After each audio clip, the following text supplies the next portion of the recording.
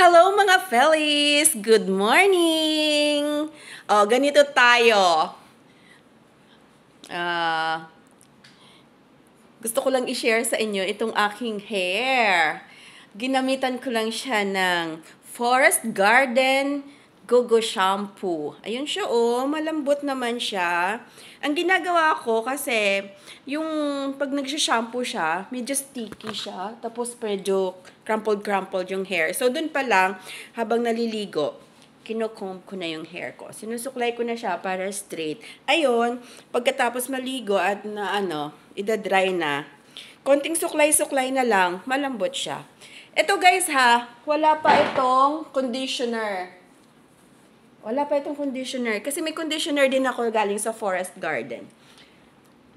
Next time, papakita ko naman sa inyo yung with shampoo and with conditioner naman. Okay?